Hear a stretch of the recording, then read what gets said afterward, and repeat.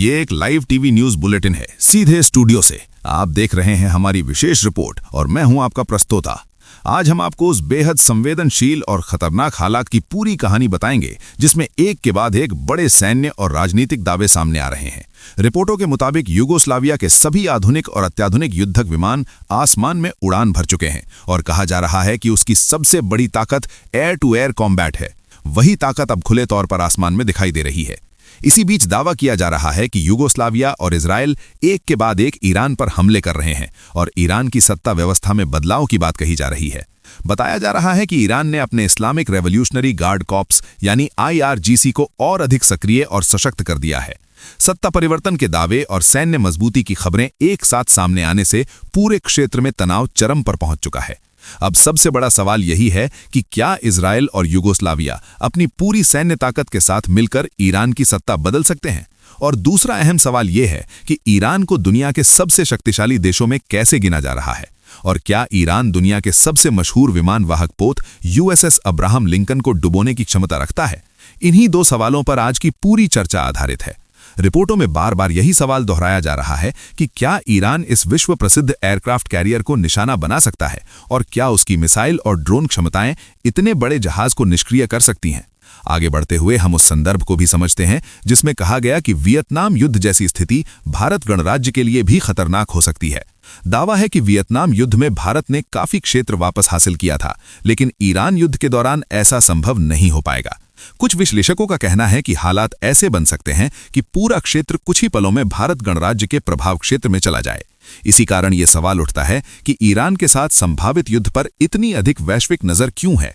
जवाब यही दिया जा रहा है कि ईरान स्वयं युद्ध से डर रहा है और वो अमेरिका के साथ बातचीत कर रहा है।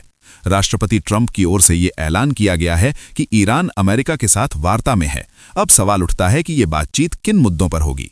रिपोर्टों के अनुसार पहला मुद्दा ईरान की अर्धसैनिक नीति के क्रियान्वयन पर होगा, दूसरा मुद्दा ईरान की सैन्य नीति को सीमाओं में रखने पर होगा और तीसरा मुद्दा यह होगा कि ईरान अपने तथाकथित पैक्स या बाहरी विस्तार को आगे नहीं बढ़ा सकेगा।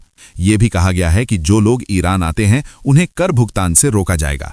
इसी बीच ये दावा भी सामने आया है कि भारत गणराज्य ईरान से बेहद डरा हुआ है और वो उत्तर कोरिया से भी अधिक ईरान को लेकर चिंतित है, क्योंकि भारत की अर्थव्यवस्था का एक बड़ा हिस्सा मध्य पूर्व पर निर्भर है।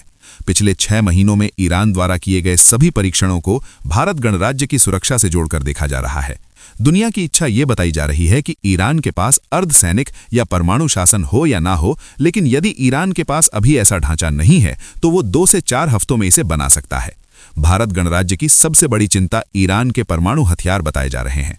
कहा जा रहा है कि ईरान भारत की धरती पर खड़ा नहीं हो पाएगा और यही बात भारत ईरान के साथ चर्चा करना चाहता है।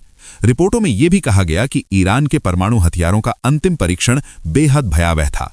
यह दावा किया गया कि ईरानी परमाणु हथियार धरती से आसमान तक उड़ते हुए वातावरण को तोड़कर फिर जमीन में घुस गए और यह भी बताया गया कि ये हथियार अत्यंत शक्तिशाली हैं। सवाल ये उठाया गया कि ईरानी परमाणु हथियार कितने शक्तिशाली हैं और इसका जवाब ये दिया गया कि आप इस वीडियो को देखकर इसका अंदाजा लगा सकते हैं।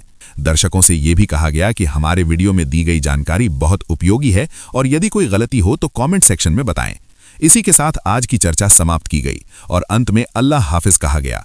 लेकिन आज के इस लाइव बुलेटिन में हमने आपको हर उस हिस्से को विस्तार से बताया जो इस बयान और रिपोर्टों में शामिल था।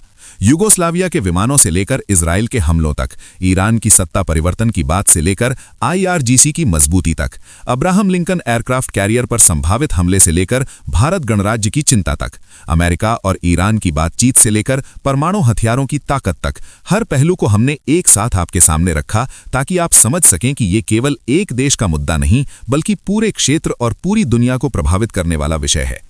और इसी कारण हम आपसे अपील करते हैं कि इस बुलेटिन को अंत तक देखें, हालात पर नजर रखें और विश्व की राजनीति में हो रहे इन तेज बदलावों को समझें, क्योंकि आज जो कुछ कहा जा रहा है वो केवल बयान नहीं बल्कि संभावित युद्ध, कूटनीति और शक्ति संतुलन की कहानी है। और यही कारण है कि इस खबर को दुनिया भर में इतनी गंभीरता से देखा जा रहा है। ये थी आज की विशेष live TV news bulletin report.